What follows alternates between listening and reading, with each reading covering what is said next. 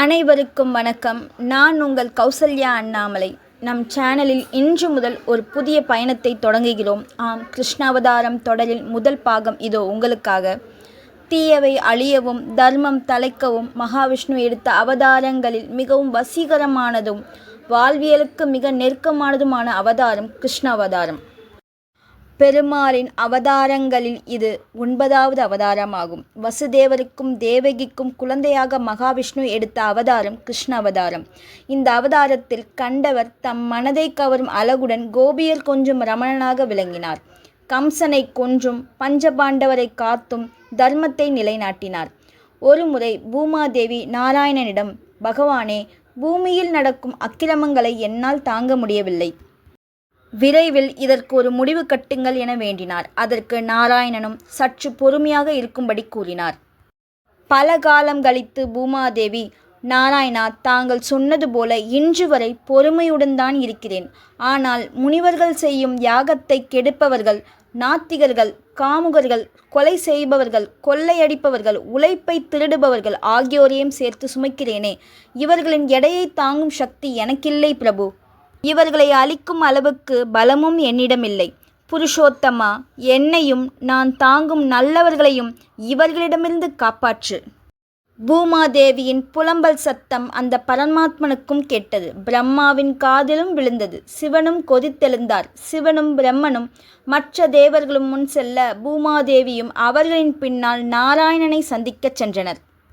இவர்கள் அனைவரும் வைகுண்டத்தில் நாராயணனின் வரவுக்காக காத்திருந்தனர். நாராயணன் வரவில்லை. ஆனால் பிரம்மாவுக்கு ஒரு செய்தி மட்டும் வந்தது. பிரம்மனே, பூமாதேவியின் கவலையை விட சொல். உலகத்தில் உள்ள பாவிகளை அழிக்க நானே பூலோகத்தில் பிறக்கப் போகிறேன். அதற்கு முன்னதாக தேவர்கள் அனைவரும் பூலோகத்தில் உள்ள வம்ச குடும்பங்களில் பிறக்க வேண்டும். எனக்கு உதவியாக இருக்க வேண்டும் என்பதே அந்த செய்தி. பிரம்மா மகிழ்ந்தார். பூமாதேவிக்கு தகவல் தெரிவித்தார். சிவனும் மற்ற தேவர்களும் மகிழ்ந்தனர். தங்கள் இருப்பிடங்களுக்கு சென்றனர். எல்லா தேவர்களும் யதுகுலத்தில் அவதரித்தனர். யதுகுலத்தின் அரசனாக இருந்தவர் சூரசேனன். இவரது புத்திரன் வசுதேவர். இவருக்கு தேவகர் என்பவரின் மகள் தேவகியை பெண் பார்த்து நிச்சயமாயிற்று. தேவகரின் அண்ணன் உக்கிரசேனன் போஜகுல மக்களின் ராஜாவாக இருந்தார். அவருக்கு ஒரு மகன், பெயர் கம்சன். தேவகி கம்சனின் சித்தப்பா மகள். கம்சன் தோற்றத்தால் தான் மனிதனே தவிர உள்ளத்தால் அசுரன். ஒரு சுபமுகூர்த்த வேளையில் தேவகியை கைப்பிடித்தார் வசுதேவர். தேவகிக்கு ஏகப்பட்ட சீர்வரிசையை அள்ளி கொடுத்தார் தேவகர். திருமணம் முடிந்தவுடன் மணமக்களை மணமகளின் சகோதரன் அவளது புகுந்த வீட்டில் கொண்டு விடுவது அக்கால வழக்கம். தேவகிக்கு உடன் பிறந்த சகோதரர்கள் இல்லை என்பதால் பெரியப்பா மகன் கம்சன் தன் தங்கையை தேரில் அழைத்துச் சென்றான்.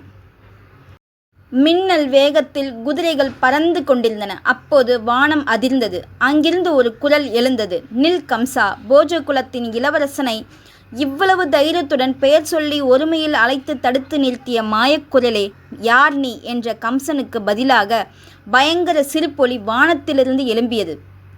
மூடனே, யமனுக்கு யாராவது தேர் ஓட்டுவார்களா? உன்னை போல் மடையர்கள்தான் உண்டா? யார் அந்த யமன் என்கிறாயா? உனது சகோதரியின் வயிற்றில் பிறக்கப் போகும் 8வது குழந்தைதான் அது. குரல் அடங்கிவிட்டது. கம்சன் ஆவேசமானான். அத்தனை நாளும் ஊட்டி வளர்த்த அன்பு தங்கையுடன் விளையாடிய காலத்தை மறந்தான். அவளுக்கு அன்றுதான் திருமணமே நடந்திருக்கிறது என்பதையும் மறந்தான். இந்த உலகத்து இன்பங்களையெல்லாம் எப்படியோ தூக்க வேண்டுமென கனா கண்டு கொண்டிருக்கும் அவன் மடிவதா? தேவகி, கேட்டாயா அசரீரி குரலை? ஒளிந்து போ என்பவனாய் வாளை உருவினான். புது மணப்பெண்ணை கொல்வதற்கு கம்சன் வாளுடன் பாய்ந்ததைக் கண்ட வசுதேவர் கம்சனை தடுத்தார். மைத்துனரே, நீர் வீரத்தில் வல்லவர். உம்மை அழிக்க யாரால் இயலும்? அசரீரி சொல்வது உண்மையே ஆனாலும் கூட தேவகி அதற்கு எப்படி பொறுப்பாவாள்? அவளுக்கு பிறக்கும் 8வது குழந்தையால் தானே உமக்கு ஆபத்து. நான் அவளுக்கு பிறக்கும் அத்தனை குழந்தைகளையும் உம்மிடம் ஒப்படைத்து விடுகிறேன். அவர்களை என்ன வேண்டுமானாலும் செய்யும்.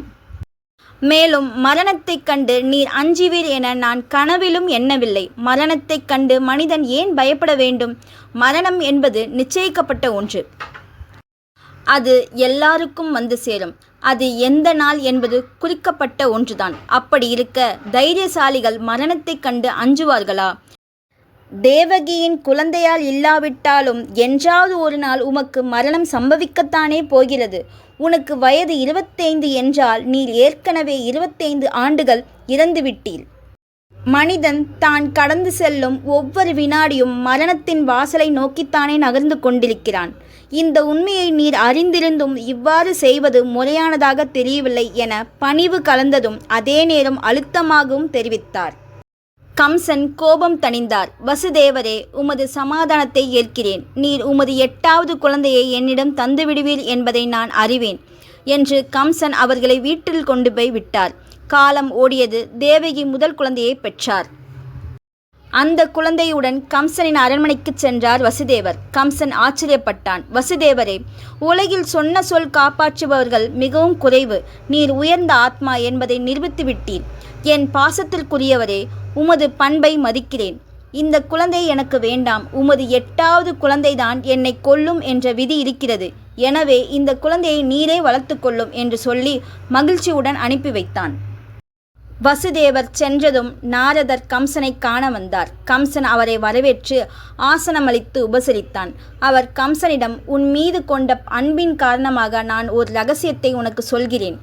தேவகிக்கு 8வது குழந்தை பிறக்கப் போவது உறுதி. அது விஷ்ணுவின் அவதாரம் என்பதை தெரிந்து கொள்.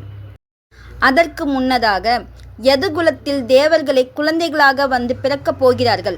உன் தங்கைக்கு பிறந்த முதல் குழந்தையும் இனி பிறக்கப் போகும் குழந்தைகளும் 8வது குழந்தைக்கு உதவி செய்வதற்காகவே பிறக்கப் போகின்றன. எனவே நீ உன் தங்கைக்கு பிறக்கும் குழந்தைகளை கொன்றுவிடு. அதில் எது விஷ்ணு அம்சமுடையது என்று கண்டுபிடிப்பது கஷ்டம் என்று தூபம் போட்டார்.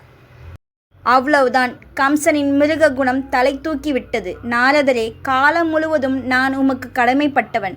இனி என்ன செய்ய வேண்டும் என்பது எனக்கு தெரியும் என்றவன் யாரெங்கே உடனே வசுதேவரையும் தேவகியும் கைது செய்து பாதாள சிறையில் அடையுங்கள் என்றான்.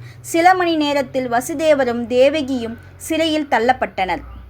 வசுதேவருக்கு பிறந்த குழந்தைகள் அஷ்டவசுக்கள் எனப்பட்டனர். இவர்கள் ஒரு சாபத்தின் விளைவாக பூமியில் பிறந்து உடனே இறந்து இறைவனை அடைய விரும்பினர். அதன்படி அவர்களில் 6 பேர் இறையடி சேர்ந்து விட்டனர். இப்படி இருக்க 7வது குழந்தையாக தேவகியின் வயிற்றில் பிறக்க கிருஷ்ணர் தன்னை தாங்கும் அனந்தனை, அதாவது ஆதிகேசனை அனுப்பி வைத்தார். கிருஷ்ண அவதாரத்திற்கு முந்தைய அவதாரத்தில் அனந்தன் ஸ்ரீராமரின் தம்பி லக்ஷ்மணனாக பிறந்து சேவை செய்தார். அதற்கு நன்றி சொல்லும் வகையில் இப்பிறப்பில் தனது அண்ணனாக அனந்தனை அனுப்ப முடிவெடுத்தாராம் பரமாத்மா. இவரே பலராமர் எனப்பட்டார். கிருஷ்ணரிடமே பல மாய சக்திகள் உண்டு என்றும் அதில் ஒரு சக்தியே அனந்தனாகிய பலராமர் என்றும் அதிதீவிர கிருஷ்ண பக்தர்கள் சொல்வார்கள். அதாவது இறைவனை யாராலும் தாங்க முடியாது, அவரே தன்னை தாங்க முடியும். எனவே கிருஷ்ணரே அனந்தனாகிய பாம்பு வடிவில் இருந்தார் என்றும் சொல்வதுண்டு. இதே கிருஷ்ணருக்குள் இன்னொரு பெண் சக்தியும் அடங்கி கிடந்தது. அவளுக்கு யோகமாயை என பெயர். அவளை கிருஷ்ணர் வரவழைத்தார். மாயா, பூலோகம் செல். மதுராபுரி சிறையிலே தேவகியும் வசுதேவரும் சிறைப்பட்டு கிடக்கின்றனர்.